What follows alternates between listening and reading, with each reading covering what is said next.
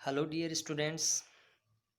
जो भी बच्चे इंस्टीट्यूट के ऐप पे मेरा वीडियो देख पा रहे हैं, उन बच्चों से मेरा स्पेशली रिक्वेस्ट है कि अभी भी आपके काफ़ी दोस्त हैं वो इंस्टीट्यूट के ऐप से या तो कनेक्टेड नहीं हैं, या फिर उनका कुछ नेटवर्क इश्यू आ रहा है, या फिर हो सकता है उनके नॉलेज में नहीं है कि इंस्टीट्यूट की तरफ से क्लासेस आपकी चालू कर दी गई हैं। तो उन बच्चों से स्पेशली मेरा रिक्वेस्ट रहेगा कि वो अपने फ्रेंड्स जो भी कांटेक्ट में हैं उनको बोलें कि यदि वो ऐप से कनेक्टेड हैं तो रेगुलरली क्लासेस लें, और यदि ऐप से कनेक्टेड नहीं हैं तो अपने स्कूल से या इंस्टीट्यूट से कांटेक्ट करें, और कांटेक्ट करके ऐप से कनेक्ट होके रेगुलरली क्लास लेना स्टार्ट करें।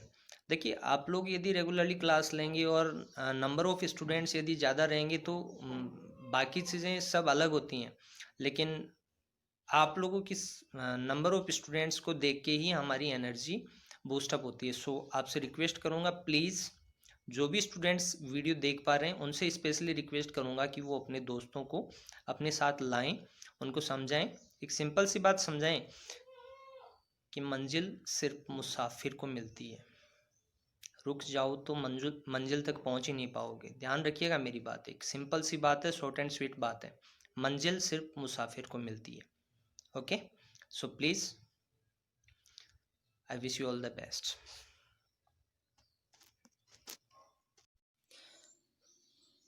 Okay, let's start. Next topic है अपना, आवेशों के मध्य लगने वाले कूलाम बल पर माध्यम का क्या प्रभाव पड़ता है। एक रिलेशन अपन ने पीछे स्थिर विद्युत बल नियतांक के और निर्वात की विद्युतशीलता एप्सिलॉन नॉट के बीच में देखा था, के इक्वल्स 1/4 एप्सिलॉन नॉट। और एक कूलाम का नियम अपन ने देखा था जिसमें दो स्थिर और बिंदुवत आवेशों के मध्य लगने वाला कूलाम बल क्या होता है, वो होता है F इक्वल्स के Q1 Q2। दो बिंदुवत आवेश हैं Q1 और Q2 जिनके मध्य दूरी क्या है, R है। तो उनके मध्य लगने वाला कूलाम बल क्या था, F इक्वल्स के Q1 Q2 अपॉन में आर स्क्वायर। अब यहाँ पे के को अपन 1 में निर्वात है तो निर्वात की विद्युतशीलता काम में लेंगे, और माध्यम है तो माध्यम की विद्युतशीलता काम में लेंगे। दैट्स वाई मैंने देखो फर्स्ट जो इक्वेशन लिया है इसमें क्या लिखा है, यदि आवेश निकाय कहाँ स्थित हो, दोनों बिंदुवत और स्थिर आवेश कहाँ स्थित हो, निर्वात में स्थित हो, तो कितना कूलाम बल लगेगा। निर्वात के लिए मैंने नोट देखो एफ के नीचे नोट यूज किया है, एफ नोट वेक्टर इक्वल्स 1/4 विद्युतशीलता को भी एप्सिलॉन नोट इंडिकेट किया है, निर्वात की विद्युतशीलता ली है। तो क्या हो गया, फॉर्मेशन इक्वेशन क्या होगी, एफ नोट निर्वात में लगने वाला कूलाम बल क्या होगा यदि निकाय अपना निर्वात में है, तो F note equals 1/4 epsilon note Q1 Q2 upon में आर स्क्वायर, और वेक्टर फॉर्म में तो आर कैप अपन ने यूज किया, इक्वेशन फर्स्ट हो गई अपनी। यदि आवेश निकाय कहाँ स्थित हो, विद्युतशीलता, अब विद्युतशीलता ई के सब्सक्रिप्ट में मैंने एम यूज किया, एम फॉर मीडियम। माध्यम के लिए मैंने एप्सिलॉन एम काम में लिया है, या पैराविद्युतांक के कह दो। एप्सिलॉन आपेक्षिक विद्युतशीलता को आप परिभाषित करोगे, रिलेशन निकालोगे तो उसमें आप के यूज करोगे। या तो आप माध्यम की विद्युतशीलता एप्सिलॉन एम बात करो, या फिर पैराविद्युतांक के बात करो। दोनों चीज़ें आपको स्पेसिफाई करनी पड़ेंगी, और वहीं से अपन रिलेशन निकालेंगे। अपन किस तरीके से देखो रिलेशन निकल के आता है, यदि आवेश निकाय विद्युतशीलता एप्सिलॉन एम और पराविद्युतांक के माध्यम में स्थित हो, तो रिलेशन वो का वही है, केवल माध्यम की विद्युतशीलता अपन ने यहाँ पे काम में ले ली। F for medium, F M vector equals क्या हो गया, 1/4 epsilon M Q1 Q2 upon में आर स्क्वायर आर कैप, और इसको दे दिया इक्वेशन नंबर 2। अब देखो अपन ने पैराविद्युतांक के लिए एक रिलेशन देखा था, किसी भी माध्यम के लिए पैराविद्युतांक क्या होता है, उस माध्यम की विद्युतशीलता का निर्वात की विद्युतशीलता के साथ अनुपात क्या कहलाता है, उस माध्यम का पैराविद्युतांक कहलाता है, आपेक्षिक विद्युतशीलता कहलाती है। तो उस पैराविद्युतांक को रिप्लेस करने के लिए अपन ने यहाँ क्या किया, पैराविद्युतांक को ध्यान रखना कैपिटल के से डिनोट करते हैं, और स्थिर विद्युत बल नियतांक को स्मॉल के से डिनोट करते हैं। तो ये पैराविद्युतांक कैपिटल के है, ध्यान रखना, कैपिटल के इक्वल्स एप्सिलॉन एम अपॉन में एप्सिलॉन नोट। तो यहाँ से अपन को एप्सिलॉन एम का वैल्यू मिल गया है के एप्सिलॉन नॉट, और इसको इक्वेशन 3 देके इक्वेशन 2 में इसको अपन ने क्या कर दिया, रिप्लेस कर दिया। देखो इक्वेशन 2 व 3 से क्या क्या हो गया, ये F M vector, F M, M denotes here M for medium. माध्यम के लिए या माध्यम में दोनों आवेशों बिंदुवत आवेशों के मध्य बल क्या है आपका 1/4 पाई के एप्सिलॉन। एप्सिलॉन एम को अपन ने क्या लिख दिया के एप्सिलॉन नॉट। आगे का ऐसा कैसा है Q1 Q2 अपॉन में आर स्क्वायर और आर कैप। तो ये हो गया इक्वेशन नंबर 4। अब देखो इक्वेशन 1 और इक्वेशन 4 को कंपैरिजन करें। ये देखो इक्वेशन 1 क्या है, इसमें एप्सिलॉन है, इस पूरे को अपन रिप्लेस कर सकते हैं इक्वेशन 4 के अंदर। 1/4 pi epsilon not Q1 Q2 upon में आर स्क्वायर आर कैप। इसको समीकरण 4 में समीकरण 1 को पूरे को रिप्लेस कर देंगे। तो रिप्लेस करने पे क्या आएगा, इक्वेशन 1 एंड 4 यूज किया अपन ने, तो एफ एम इक्वल्स क्या आ गया एफ नॉट वेक्टर अपॉन में के। ठीक है, सिंपल सी बात है कि निर्वात में जो कूलाम बल लगेगा ना, उस कूलाम बल में माध्यम के पराविद्युतांक का अपन क्या दे रहे हैं, भाग दे रहे हैं। तो के गुणा क्या हो जाएगा, माध्यम में कूलाम बल के गुणा क्या हो जाएगा, कम हो जाएगा या घट जाएगा। ध्यान रखिएगा इस बात का, सिंपल सा लॉजिकल कंसेप्ट है ये कि यदि आप किसी भी स्थिर और बिंदुवत आवेशों के दो आवेश आपने लिए या बहुआवेश निकाय भी हो सकता है, आगे देखेंगे अपन प्रिंसिपल ऑफ सुपर इम्पोजिशन अध्यारोपण का सिद्धांत देखें तो उसमें बहुआवेश निकाय लेंगे। तो सिस्टम वही है, माध्यम क्या करता है, कूलाम बल को प्रभावित करता है। और किस प्रकार प्रभावित करता है, यदि के परावैद्युतांक का माध्यम है अपने पास, तो निर्वात के कंपैरिजन में के परावैद्युतांक के माध्यम में कूलाम बल क्या हो जाएगा, के गुणा कम हो जाएगा, के का निर्वात वाले में भाग लग जाएगा। ध्यान रखिएगा इस बात का, अच्छा कंसेप्ट है ये, ध्यान रखिएगा इस बात का। फिर नेक्स्ट टॉपिक देखते हैं अपन, कूलाम नियम का सदिश निरूपण। अब कूलाम नियम के सदिश निरूपण की अपन बात करें ना, तो वेक्टर फॉर्म में अपन बात करें तो वेक्टर कंसेप्ट ही लेके चलेंगे। अब यहाँ पे अपन को क्या वेक्टर कंसेप्ट को लेना है, तो उस केस में अपन को क्या करना पड़ेगा कि निर्देश तंत्र भी लेना पड़ेगा। वेक्टर का मतलब कोई ना कोई डायरेक्शन की अपन बात करेंगे, कोई ना कोई स्थिति की अपन बात करेंगे, तो निर्देश तंत्र अपन को लेना पड़ेगा। ले लीजिए, इस निर्देश तंत्र में अपन क्या करेंगे कि वही निकाय बनाएंगे अपन, दो बिंदुवत आवेशों का निकाय बनाएंगे। और यहाँ पे मेन जो है स्थिर विद्युतीय का कंसेप्ट ही है, इसी पे बेस है कि आवेश क्या होंगे, स्थिर होंगे। तो बिंदुवत और स्थिर आवेशों का अपन को निकाय बनाना है। तो एक निर्देश तंत्र लिया है जिसमें कोऑर्डिनेट्स लिए हैं एक्स एक्सिस और वाई एक्सिस, और मूल बिंदु वो आपको डायग्राम में दिख रहा होगा। अब यहाँ से ओ से Q1 आवेश है ना, उसका स्थिति क्या है, R1 वेक्टर है, और Q2 आवेश का स्थिति क्या है, R2 वेक्टर है। ठीक है, ये मूल बिंदु के सापेक्ष स्थिति सदिश हैं, R1 वेक्टर Q1 के लिए और R2 वेक्टर Q2 के लिए।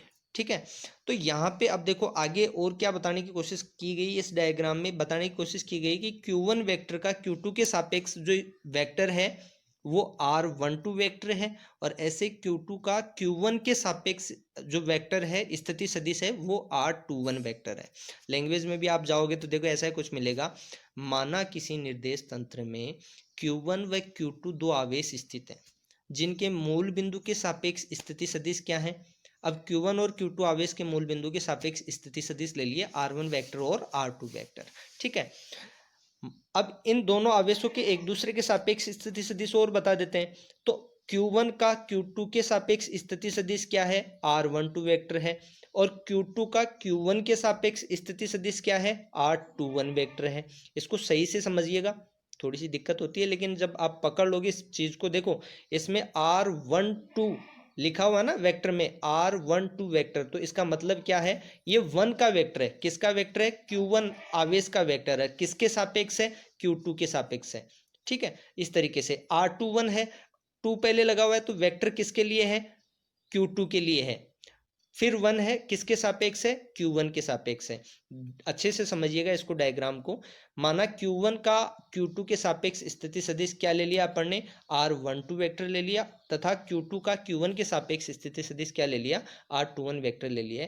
11th क्लास का कंसेप्ट है, कोई विशेष दिक्कत नहीं आएगी यहाँ पे। ठीक है, यदि दोनों आवेशों की प्रकृति समान है, यदि दोनों आवेशों की प्रकृति समान है तो ऑब्वियस सी बात है कि दोनों आवेशों के मध्य क्या होगा, रिपल्सन होगा, प्रतिकर्षण होगा। और यदि प्रतिकर्षण है तो प्रतिकर्षण बल की दिशा भी अपन को इंडिकेट करनी पड़ेगी। Q1 पे Q2 आवेश बल लगाएगा और Q2 पे Q1 आवेश बल लगाएगा, दोनों एक दूसरे पे बल लगाएंगे, प्रतिकर्षित करेंगे, एक दूसरे को रिपेल करेंगे। तो इस वजह से F12 वेक्टर दिखा रखा है, देखो ऊपर की तरफ F12 वेक्टर, 1 पहले है मतलब बल किस पे लग रहा है, Q1 पे लग रहा है, 2 बाद में है मतलब किसके द्वारा लगाया जा रहा है, Q2 के द्वारा लगाया जा रहा है। ऐसे ही देखो F21 वेक्टर भी डायग्राम में दिखाया हुआ है। क्या है ये F21, Q2 आवेश पे बल लग रहा है, किसकी वजह से लग रहा है, Q1 आवेश की वजह से लग रहा है, और डायरेक्शन इसमें दिखाई रखी है, ये लैंग्वेज में लिखा हुआ है। यदि दोनों आवेशों की प्रकृति समान मान ली जाए तो दोनों आवेशों के मध्य क्या लगेगा, प्रतिकर्षण। इस कूलाम्ब प्रतिकर्षण बल की दिशा अपन ने क्या दिखा रखी है, डायग्राम में दिखा रखी है, दिख रहा है आपको। Q1 आवेश पर Q2 आवेश के कारण लगने वाला कूलाम्ब बल क्या होगा, देखो Q1 आवेश पर, पहले 1 है फिर 2 है, तो Q1 आवेश पर लग रहा है, कौन से आवेश की वजह से, Q2 आवेश की वजह से लग रहा है। Q1 आवेश पर Q2 आवेश के कारण लगने वाला बल जिसका वेक्टर है उसी के लिए अपन काम में लेंगे। तो नीचे देखो R12 वेक्टर का स्क्वायर, फॉर्मेशन वही है, कूलाम्ब बल का फॉर्मेशन पीछे अपन ने निकाला है कूलाम्ब नियम से। तो F12 वेक्टर Q1 आवेश पर Q2 आवेश के कारण लगने वाला बल इक्वल क्या हो गया, K Q1 Q2 अपॉन में R12 का स्क्वायर। यहाँ ध्यान रखना K स्मॉल k है, स्थिर विद्युत बल नियतांक है, और वेक्टर क्या हो गया R12 का कैप। डायरेक्शन बता रहे हैं ना, सदिश रूप में ले रहे हैं तो F12 सदिश ऊपर लगा रहे हैं, तो इधर एकांक सदिश अपन को लेना पड़ेगा। क्यों लेना पड़ेगा, बराबर है ना बीच में, तो इक्वलाइज करना पड़ेगा। एक तरफ सदिश है तो दूसरी तरफ भी दिशा अपन को बतानी पड़ेगी, तो दिशा के लिए एकांक सदिश अपन काम में ले रहे हैं R12 एकांक सदिश के रूप में, ठीक है। समीकरण 1 हो गया। ऐसे ही Q2 आवेश पर भी बल लगेगा, किसके द्वारा लगेगा, Q1 आवेश के द्वारा लगेगा, तो वो क्या होगा F21 सदिश बराबर K Q1 Q2 अपॉन में, अब देखो नीचे दूसरा वेक्टर काम में लिया है R21 स्क्वायर और R21 का कैप। Q1 आवेश पर Q2 की वजह से लगने वाला बल अपन ने समीकरण 1 में बता दिया, और Q2 पर Q1 की वजह से लगने वाला बल अपन ने समीकरण 2 में बता दिया। अब एक छोटा सा लॉजिक है, 11th क्लास में अपना एक कंसेप्ट था सदिश योगफल के लिए त्रिभुज नियम। अब सदिश योगफल के लिए त्रिभुज नियम अपन काम में लेंगे ना, तो यहाँ पे देखो वेक्टर्स की डायरेक्शन है ना, वो जो त्रिभुज बनेगा उसमें दो वेक्टर की डायरेक्शन एक होगी, तीसरे वेक्टर की डायरेक्शन अपोजिट होगी। वो नियम क्या कहता है, वो नियम ये कहता है यदि कोई दो सदिश हैं वो त्रिभुज की किन्हीं दो भुजाओं के द्वारा एक ही क्रम में निरूपित किए जाते हैं, तो उस त्रिभुज की तीसरी भुजा क्या करेगी, उस त्रिभुज की तीसरी भुजा उन दोनों सदिशों के विपरीत क्रम में, ढंग से सुनिएगा, यदि किसी त्रिभुज की दो भुजाएं, यदि किसी त्रिभुज की दो भुजाएं एक ही क्रम में दो सदिशों को निरूपित करती हैं, दो सदिशों को निरूपित करती हैं, तो उस त्रिभुज की तीसरी भुजा उनके विपरीत क्रम में उन दोनों सदिशों के परिणामी को व्यक्त करती हैं। ऐसा एक 11th क्लास में वेक्टर का कंसेप्ट आता है। तो यहाँ पे देखो वही वेक्टर का कंसेप्ट बनेगा, दो इक्वेशन अपनी बनेंगी और दोनों एक दूसरे को रेसिप्रोकल करेंगे। कैसे करेंगे, देखो आगे क्या बता रहा हूं मैं, एक कंसेप्ट है सिंपल सा कि स्केलर फॉर्म में यदि परिमाण देखें तो दूरी देखो, डायरेक्शन अपोजिट है एक दूसरे के, R12 की डायरेक्शन ऊपर की तरफ है R12 वेक्टर की, और R21 वेक्टर की डायरेक्शन क्या है, नीचे की तरफ है। लेकिन दोनों का परिमाण, परिमाण मतलब दोनों के लिए दूरियां तो क्या है, Q1 और Q2 के बीच में दूरी थोड़ी चेंज हो जाएगी, तो इन दोनों का परिमाण, डायरेक्शन नहीं लिया है, परिमाण दोनों का बराबर है, तो यहाँ पे क्या हो गया R12 बराबर R21, इसको समीकरण 3 कह दिया।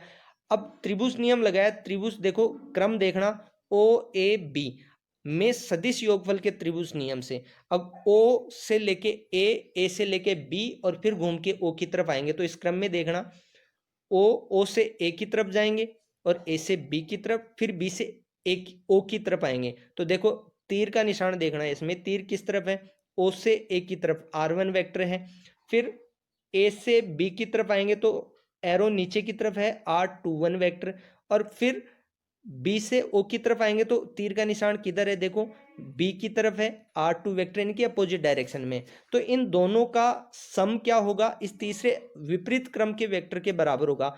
R1 वेक्टर क्या होगा, R21 वेक्टर दोनों जुड़ जाएंगे और R2 वेक्टर के बराबर हो जाएंगे। R1 vector plus R21 vector बराबर में R2 वेक्टर हो जाएगा। देखो ऐसा ही कुछ लिखा हुआ है यहाँ पे क्या हो जाएगा, R1 vector plus R21 vector equals R2 vector, ये हो गया। अब इसमें से अपन R1 को दूसरी तरफ ले लेंगे तो R21 वेक्टर क्या हो जाएगा, R2 vector minus R1 vector. समीकरण कह दो इसको 4। इसी प्रकार अपन क्या करेंगे, त्रिभुज, अब देखो त्रिभुज का क्रम देखना, त्रिभुज ओ बी ए, ओ से बी की तरफ जाएंगे, बी से ए की तरफ जाएंगे। तो देखो त्रिभुज में वापस जाओ, वेक्टर की डायरेक्शन देखना, समझने की कोशिश करना। ओ से बी की तरफ जाओगे तो R2 वेक्टर है, उसका तीर देखो किधर है। फिर बी से ए की तरफ जाओगे तो R12 वेक्टर की डायरेक्शन देखो, ये दोनों एक ही क्रम में हो गए। और फिर ए से ओ की तरफ आओगे तो R1 क्या है, देखो तीर का क्रम देखो, इनके अपोजिट क्रम में है।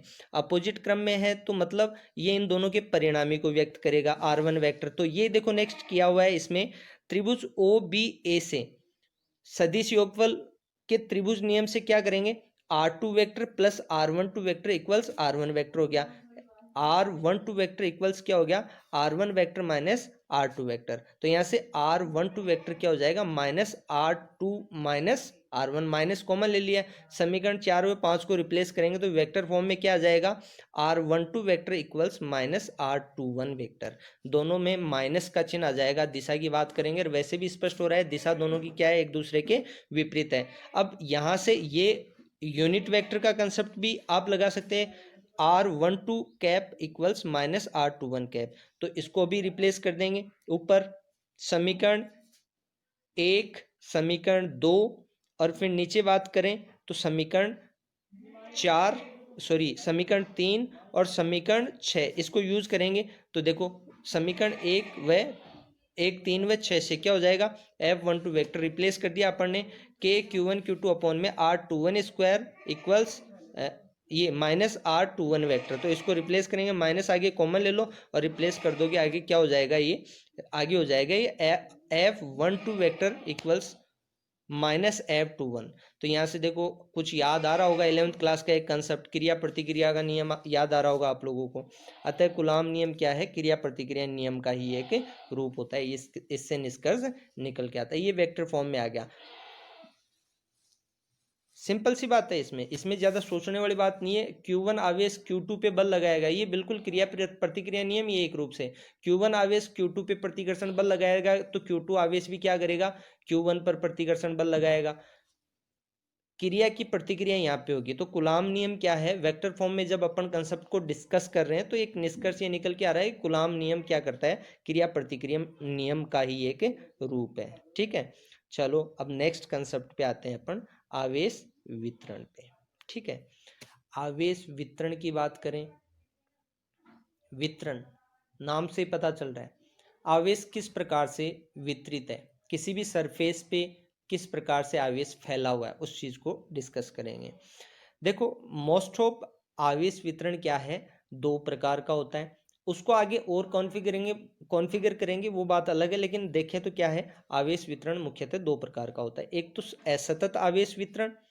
असतत आवेश वितरण में क्या है कि यदि कोई भी निकाय लें उसमें आवेश क्या है, अलग अलग विविक्त रूप में विद्यमान हो।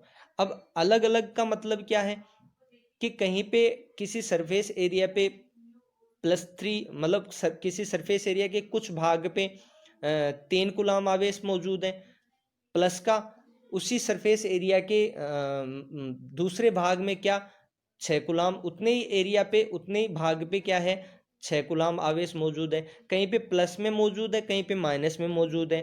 तो ऐसा कुछ मतलब बटा हुआ रहेगा अलग अलग भागों में, और पता चले उसी सरफेस पे कुछ भाग पे देखें तो कुछ भाग पे आवेश विद्यमान है ही नहीं, मतलब असमान भी कह सकते हैं इसको, और क्वांटम फॉर्म में है, अलग अलग बटा हुआ भी है, विविक्त रूप में है। तो उस वितरण को अपन क्या कहेंगे, असतत आवेश वितरण कहेंगे। कोई भी पृष्ठ ले लो, कोई भी पृष्ठ ले लो, कुछ जगह आवेश ज्यादा विद्यमान है, कुछ जगह कम विद्यमान है, कहीं पे आवेश विद्यमान ही नहीं है, तो उसको अपन क्या कहेंगे, असतत आवेश वितरण। दूसरा जो प्रकार है उसकी बात करें तो वो है सतत आवेश वितरण। सतत का मतलब है कि एक समान रूप से जितना भी सरफेस एरिया है, जितना भी सरफेस एरिया है उस सरफेस, पूरे सरफेस एरिया पे आवेश क्या है, एक समान रूप से वितरित है। ऐसा नहीं होगा कि कहीं पे 3 कूलाम आवेश वितरित है, किसी भाग पे, किसी पे 6 कूलाम आवेश वितरित है, किसी भाग पे आवेश है ही नहीं।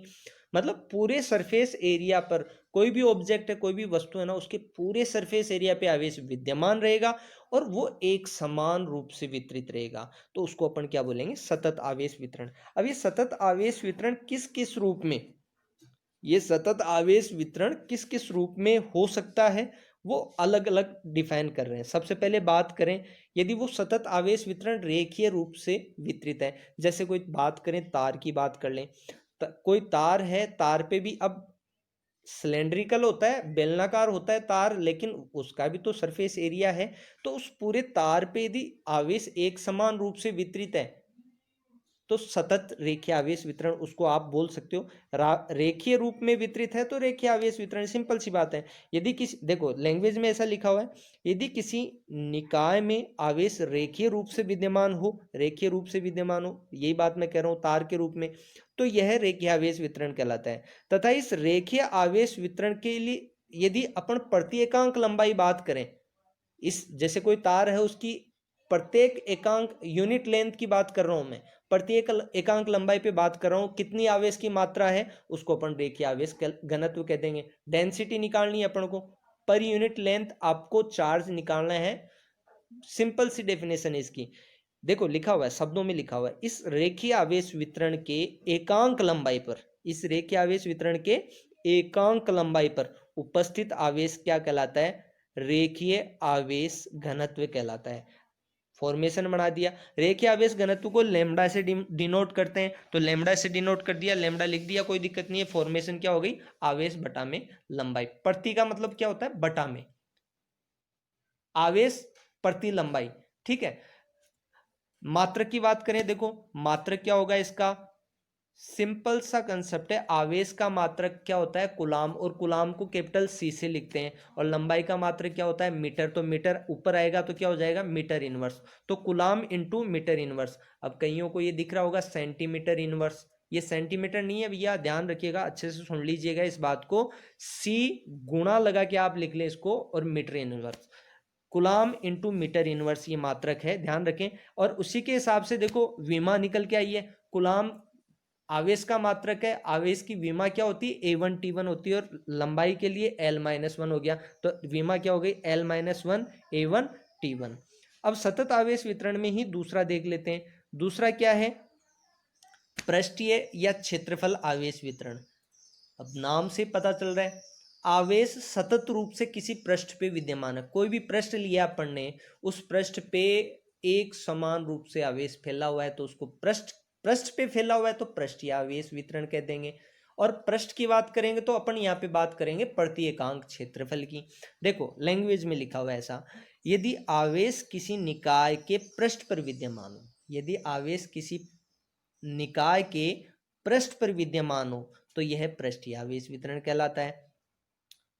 तथा इस पृष्ठ के प्रति एकांक क्षेत्रफल, तथा इस पृष्ठ के प्रति का मतलब बटा में लगाना है अपन को, तथा इस पृष्ठ के एकांक क्षेत्रफल पर उपस्थित आवेश की मात्रा क्या कहलाती है, पृष्ठीय आवेश घनत्व कहलाती है। अब जहां पे ऊपर रेखीय आवेश वितरण में देखो आवेश बटाओ लंबाई की बात कर रहे हैं ना, वहां पे आवेश बटाओ क्षेत्रफल की बात करेंगे पृष्ठीय आवेश वितरण में या पृष्ठीय आवेश घनत्व में। देखो पृष्ठीय आवेश घनत्व में क्या आ रहा है, आवेश बटाओ क्षेत्रफल। अब क्षेत्रफल का मात्रक क्या होता है, मीटर स्क्वायर, ऊपर जाएगा तो मीटर -2 होगा ना, तो मात्रक वो का वही है। देखो कुलाम डेस लगा के या गुणा लगा के आप लिख सकते हो, कुलाम इंटू आवेश का मात्रक कुलाम होता है, तो कुलाम इंटू मीटर की पावर -2 लिखें आप, ये ज्यादा बेटर रहेगा, इसमें डेस लगाया हुआ ऐसा ना करें, कुलाम इंटू मीटर की पावर -2 आप लिख सकते हो। विमा भी ऐसे होगी, मीटर -2 हो गया तो L-2 हो गया, आवेश का विमा क्या होता है, A1 इंटू T1, पहले बताया हुआ है ये, विमा हो गई इसकी। अब थर्ड काइंड क्या है, तीसरा प्रकार क्या है इस सतत आवेश वितरण का, यह है आयतन आवेश वितरण। आयतन आवेश वितरण का मतलब, जैसे कोई ऐसा ऑब्जेक्ट है जिसका अपन वॉल्यूम कैलकुलेट कर सकते हैं, जैसे कोई स्पेयर है, क्यूब है, स्पेयर मतलब कोई गोला ले लिया अपन ने, हिंदी में गोला ही बोलते हैं स्पेयर को, या फिर जैसे क्यूब की बात करें, घन या घनाभ की बात करते हैं अपन, आयतन निकालते हैं, 10वीं क्लास में 9वीं क्लास में ये चीजें आ जाती हैं। यदि किसी गोलाकार निकाय ले लो या ऐसा कोई निकाय जिसके आयतन की अपन बात कर सके, यदि उस निकाय के संपूर्ण आयतन में कण कण में, एक तरीके से ये कह लो उस निकाय के कण कण में पूरे आयतन में आवेश एक समान रूप से वितरित हो, तो उसको अपन क्या कहेंगे, आयतन आवेश वितरण। देखो ऐसा है लैंग्वेज में लिखा हुआ है। और यहाँ पे अब आयतन की बात करेंगे तो बटा में प्रति आयतन आएगा, तो बटा में प्रति एकांक आयतन आएगा, तो बटा में आयतन आ जाएगा। क्या होगा, यदि किसी निकाय में निकाय के संपूर्ण आयतन में आवेश विद्यमान हो तो यह आयतन आवेश वितरण कहलाता है, तथा इस निकाय के एकांक आयतन में उपस्थित आवेश की मात्रा आयतन आवेश घनत्व कहलाता है। देखो फॉर्मेशन में क्या हो जाएगा, आयतन आवेश घनत्व रो बराबर क्या हो जाएगा, आयतन आवेश बटा में आयतन। ठीक है, मात्रक की बात करें वही कुलाम इनटू कुलाम गुणा यूज करें आप, कुलाम गुणा आयतन का मात्रक क्या होगा, मीटर माइनस 3, तो कुलाम इंटू मीटर माइनस 3 हो जाएगा। विमा वही L माइनस 3 A1 T1। ठीक है, ये छोटे छोटे कंसेप्ट्स हैं जो आगे जाके बड़े टॉपिक्स में यूज होंगे, तो इनका थोड़ा सा फॉर्मेशन है, कैसे लैम्डा को, कैसे सिग्मा को, या कैसे रो आयतन आवेश घनत्व को रो से इंडिकेट किया है अपन ने, तो कैसे लैम्डा सिग्मा रो, केवल यही समझाने की कोशिश यहाँ पे की गई है जो कि आगे फॉर्मेशंस में यूज होती हैं। सो ध्यान रखें, छोटी छोटी चीज़ों का ध्यान रखें। आगे नेक्स्ट टॉपिक है अपना बहुल आवेश निकाय के लिए। बहुल आवेश निकाय मतलब जिसमें बहुत सारे आवेश हों, ऐसा कोई निकाय लेना है जिसमें बहुत सारे आवेश हों, उनमें कैसे कूलम्ब बल वर्क करता है उसी चीज को अपन को समझना है। और उसके लिए एक सिंपल सा कंसेप्ट है, प्रिंसिपल ऑफ सुपर इम्पोजिशन, अध्यारोपण का सिद्धांत हिंदी में अपन बोलते हैं, कोई दिक्कत नहीं है इसमें। और देखो जैसे डायग्राम में आपको दिख रहा है, इसमें बहुत सारे आवेशों का निकाय लिया है, यूं कह दीजिए कि n आवेशों का निकाय है। Q1 आवेश ले लिया, Q2 आवेश ले लिया, Q3 आवेश ले लिया, डैश डैश डैश ऐसे Qn आवेश ले लिए, n आवेश ले लिए अपन ने। ठीक है, और इन n आवेशों की वजह से जो इम्पैक्ट पड़ेगा तो उसके लिए कोई परीक्षण आवेश अपन ले लेते हैं। परीक्षण आवेश का कंसेप्ट मैं आगे जाके और क्लियर करूंगा आपको। एक तरीके से यूं कहिए कि यहाँ पे आवेश Q0 अपन ले सकते हैं, या फिर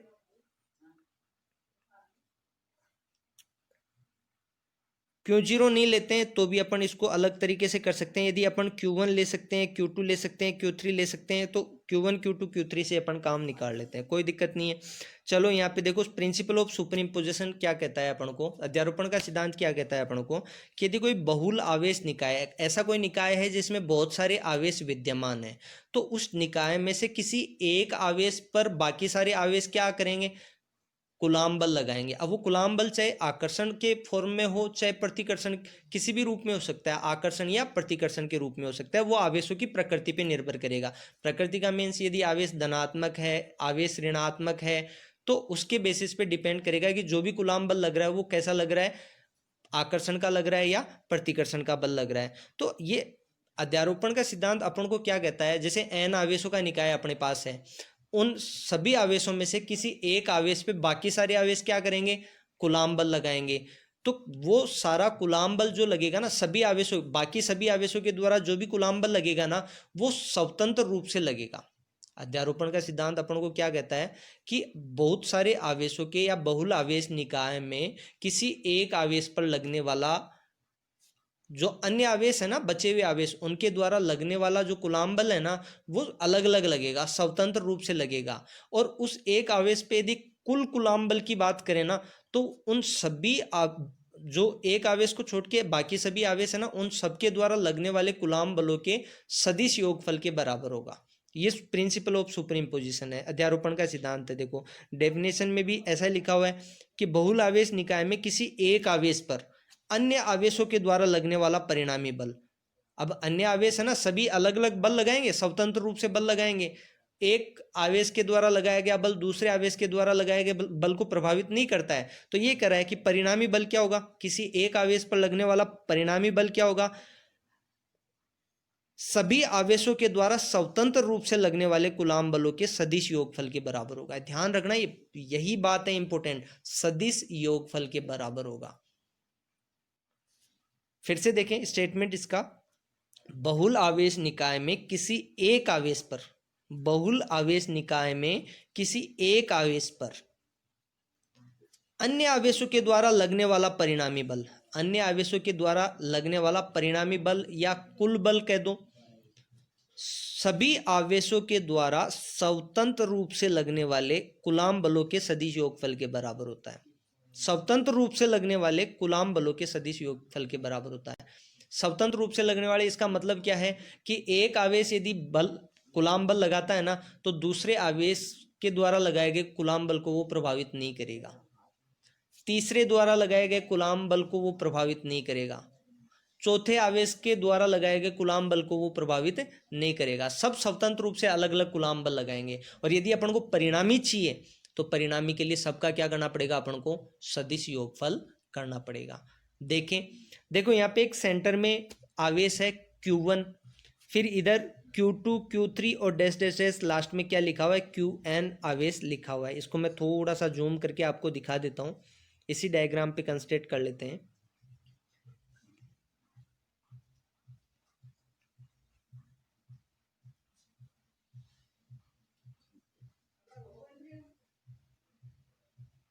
देखें ये सेंटर में Q1 आवेश है, इधर Q2 आवेश लिखा हुआ है, फिर Q3 आवेश लिखा हुआ है और डैश डैश डैश Qn आवेश लिखा हुआ है। अब इनके स्थिति सदिश भी आपको बताने पड़ेंगे। तो Q1 का Q2 के सापेक्ष स्थिति सदिश है R12 वेक्टर, Q3 का Q1 के सापेक्ष स्थिति सदिश है R13 वेक्टर, और डैश डैश डैश Qn आवेश का Q1 के सापेक्ष स्थिति सदिश क्या है R1n, सॉरी Q1 का Qn के सापेक्ष स्थिति सदिश क्या है, R वेक्टर है 1n वेक्टर।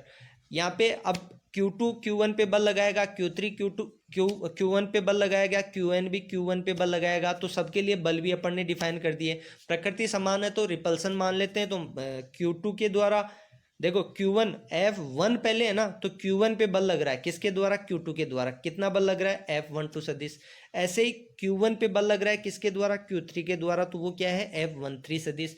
ऐसे ही Q1 पे बल लग रहा है डैश डैश कौन से आवेश की वजह से, Qn आवेश की वजह से, उसको अपन ने क्या लिखा है, F1n सदिश। और इन सबका अपन क्या कर देंगे, सदिश योगफल कर देंगे। देखिए अब वापस आते हैं पीछे, सदिश योगफल कैसे किया है वो देखते हैं।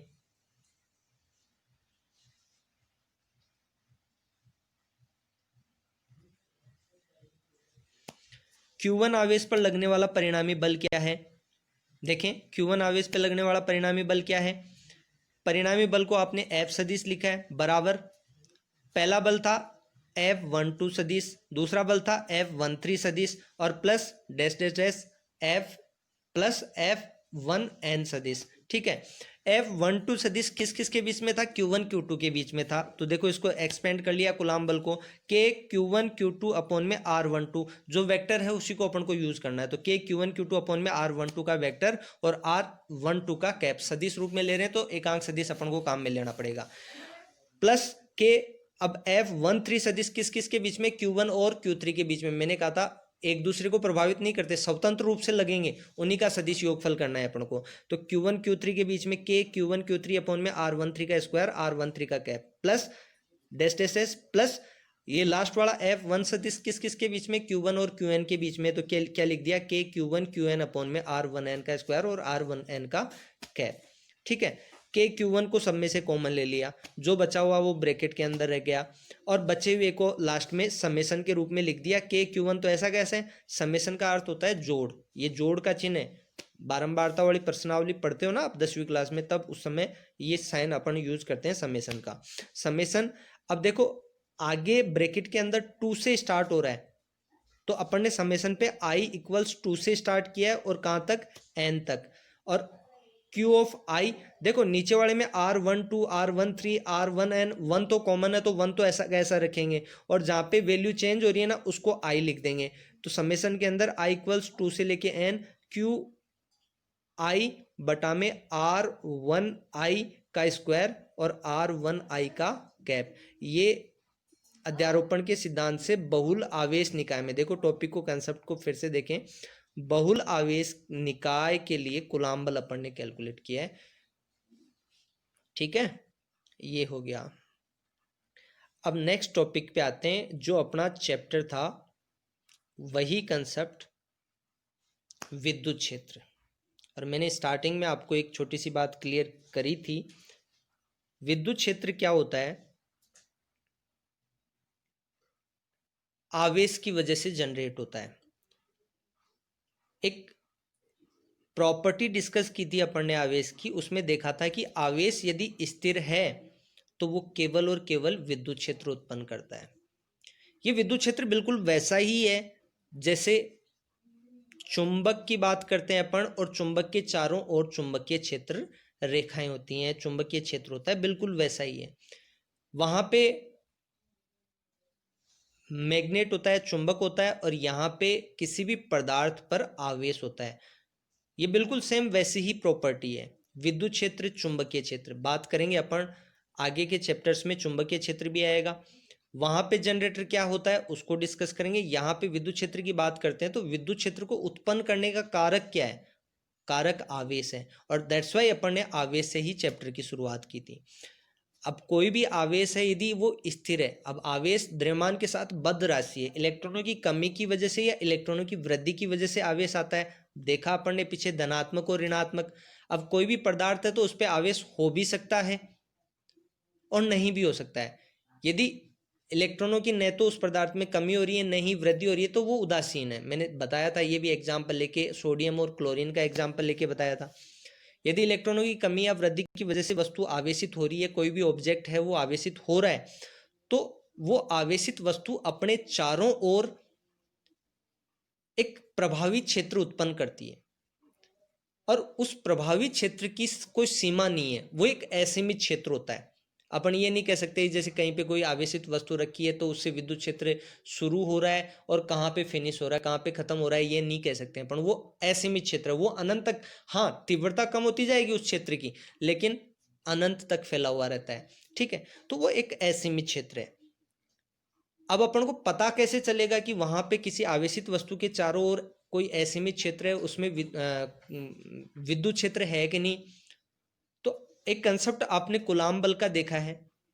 एक आवेश के क्षेत्र में अपन ने देखा है कि दूसरे आवेश को लाने पे उस पर क्या लगेगा? कूलाम बल लगेगा। बस यही अपना कंसेप्ट है। किसी भी आवेशित वस्तु के चारों ओर विद्युत क्षेत्र है कि नहीं, उसका पता लगाने के लिए अपन क्या करेंगे? उस क्षेत्र में, असीमित क्षेत्र में किसी दूसरे आवेश को लेके आ जाओ। अब एक आसान सा दिमाग में स्ट्राइक ये करेगा कि उस क्षेत्र में यदि किसी दूसरे आवेश को लेके आएंगे तो उस आवेश का भी तो कोई ना कोई विद्युत क्षेत्र होगा ना। तो उसको आपको बायकॉट करने के लिए, उस चीज को दिमाग से हटाने के लिए, कंसेप्ट को क्या करेंगे अपन आगे देखेंगे कि अपन एक परीक्षण आवेश शब्द काम में लेंगे। परीक्षण आवेश, टेस्टिंग चार्ज, एक ऐसा आवेश लेके आएंगे जिसका खुद का परिमाण बहुत कम होगा। अब जो परीक्षण आवेश अपन लेके आएंगे उसका परिमाण बहुत कम होने का कारण क्या है? कि अपन जिस क्षेत्र में लेके आ रहे हैं ना, उस क्षेत्र को वो परीक्षण आवेश प्रभावित नहीं करे। आगे डेफिनेशन देखें ना, टेक्निकल डेफिनेशन अपन देंगे तो उसमें देखना ऐसा कंसेप्ट अपन उसके साथ जोड़ेंगे। तो ध्यान रखना, परिभाषा देख लो एक बार विद्युत क्षेत्र की क्या है कि किसी भी आवेश के चारों ओर का, किसी भी आवेश के चारों ओर का वह असीमित क्षेत्र, मैंने कहा असीमित क्षेत्र, ध्यान दे इस चीज पे, किसी भी आवेश के चारों ओर का वह असीमित क्षेत्र जिसमें किसी अन्य आवेश को लाने पे, मैंने कहा ये भी कहा है अभी, कैसे पता चलेगा विद्युत क्षेत्र है कि नहीं है? डेफिनेशन में आ रहा है सारा कुछ। किसी भी आवेश के चारों ओर का वह असीमित क्षेत्र जिसमें किसी अन्य आवेश को लाने पर वह कूलाम बल का अनुभव करता है, तो यह असीमित क्षेत्र क्या कहलाएगा? विद्युत क्षेत्र कहलाएगा। विद्युत क्षेत्र कहलाता है। ठीक है, अब विद्युत क्षेत्र में किसी बिंदु पे विद्युत क्षेत्र की तीव्रता कितनी है उसका पता लगाने के लिए अपन क्या करेंगे? उस परीक्षण आवेश को लेके आएंगे जिसका खुद का परिमाण, खुद का मैग्नीट्यूड क्या होगा? बहुत ही कम होगा, लेसर, कम से कम, मतलब नियर टू जीरो।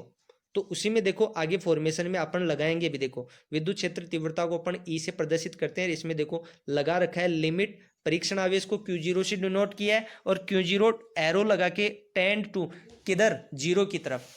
जीरो की तरफ अग्रसर किया है। क्यों जीरो को? परीक्षण आवेश को क्यों किया है? लिमिट लगा दी अपन ने परिभाषा के अंदर। इसका कारण क्या है कि परीक्षण आवेश क्यू जीरो का मान इतना कम होना चाहिए कि ये परीक्षण आवेश स्रोत आवेश के कारण, स्रोत आवेश कौन सा? जिसके कारण विद्युत क्षेत्र उत्पन्न होता है। स्रोत आवेश कौन से आवेश को बोलेंगे? जिसके कारण विद्युत क्षेत्र उत्पन्न होता है। स्रोत आवेश के कारण उत्पन्न विद्युत क्षेत्र को परीक्षण आवेश प्रभावित नहीं करना चाहिए। इस वजह से अपन ने लिमिट क्यू नॉट 10 to 0 लगाया है।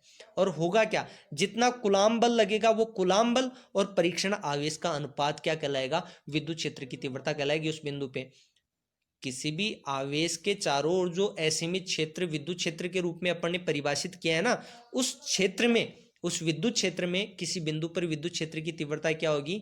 उस बिंदु पर अपन को परीक्षण आवेश को लेके आना पड़ेगा। और जैसे लाओगे तो उस परीक्षण आवेश पे, जिस आवेश की वजह से विद्युत क्षेत्र उत्पन्न हो रहा है ना, उसको अपन क्या कहेंगे? स्रोत आवेश कहेंगे। तो स्रोत आवेश की वजह से परीक्षण आवेश पे क्या लगाया जाएगा?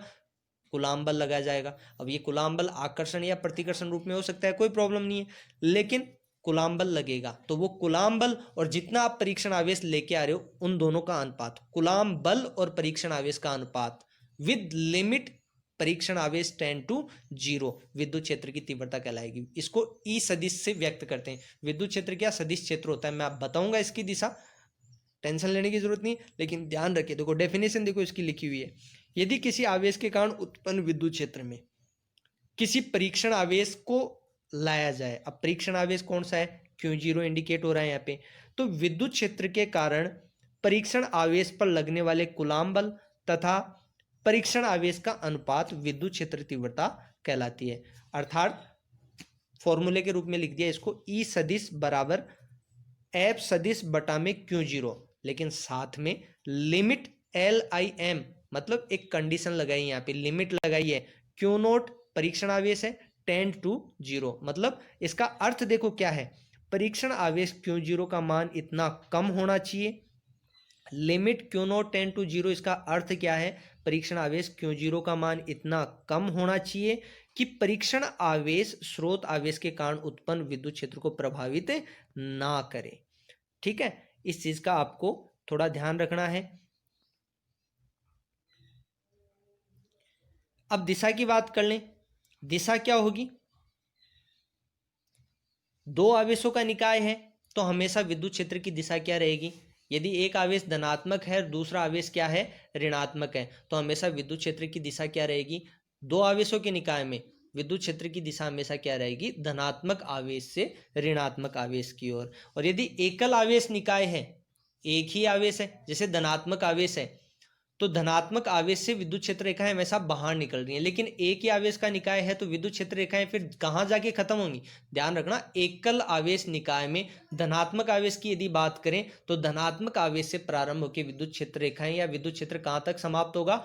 अनंत तक समाप्त होगा। और यदि ऋणात्मक आवेश हो, एकल आवेश निकाय की अपन बात करें तो धनात्मक की बात कर ली, तो ऋणात्मक आवेश भी हो सकता है। ऋणात्मक आवेश के केस में क्या होगा? विद्युत क्षेत्र अनंत से प्रारंभ होगा और ऋणात्मक आवेश पे खत्म होगा। ध्यान रखना इस बात की। फॉर्मूले से विमा मात्रक आप बता सकते हो। इसका मात्रक बल बटा हुआ आवेश है तो न्यूटन बटा में कुलाम होगा।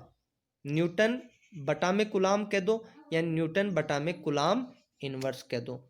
ठीक है, इसका एक और कन्वर्जन है, ये वोल्ट पर मीटर। आप जब विभव की परिभाषा देख लोगे ना तो वहां से इस मात्रक को कन्वर्ट करके बाद में लिखाया हुआ है। तो एक और मात्रक होता है, इसका ध्यान रखना, वोल्ट बटा में मीटर। ठीक है, दो मात्रक हैं यहाँ पे इसके, एक तो न्यूटन बटा में कुलाम, और इसको लिखा हुआ है कैसे? एन न्यूटन के लिए है, न्यूटन गुणा में कुलाम, सी कुलाम के लिए स्टैंड है। यहाँ पे सी स्टैंड्स फॉर कुलाम और सी इनवर्स इसमें लिख दिया है अपन ने। ठीक है, एक ये दूसरा मात्रक, एक और दो मात्रक हैं वोल्ट पर मीटर, जो सेकेंड ही नहीं, थर्ड चैप्टर आप पढ़ोगे ना उसके बाद ये मात्रक निकल के आएगा तो वहां बताऊंगा। विमा आप निकालोगे तो बल की विमा आपको निकालनी आनी चाहिए और उसके बाद आवेश की विमा आपको निकालनी आनी चाहिए, तो उससे आप विमा निकाल लोगे इजी वे में, कोई दिक्कत नहीं है। ठीक है, अब जो नेक्स्ट टॉपिक है ना, अपन बिंदुवत आवेश के कारण विद्युत क्षेत्र की तीव्रता, ये नेक्स्ट क्लास में डिस्कस करेंगे। ठीक है, नेक्स्ट क्लास का टॉपिक आपको ध्यान रखना, बिंदुवत आवेश के कारण विद्युत क्षेत्र की तीव्रता डिस्कस करेंगे। आज क्या क्या डिस्कस किया है अपन ने? क्या क्या डिस्कस किया है अपन ने?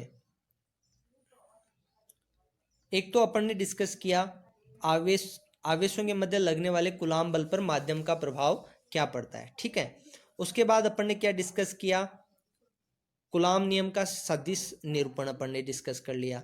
उसके बाद अपन ने क्या डिस्कस किया, आवेश वितरण क्या होता है और आवेश वितरण अलग अलग प्रकार, अध्यारोपण का सिद्धांत और बहुलावेश निकाय के लिए कूलाम बल, ठीक है। और उसके बाद विद्युत क्षेत्र को डिफाइन कर लिया और विद्युत क्षेत्र की तीव्रता को डिफाइन कर लिया, ठीक है।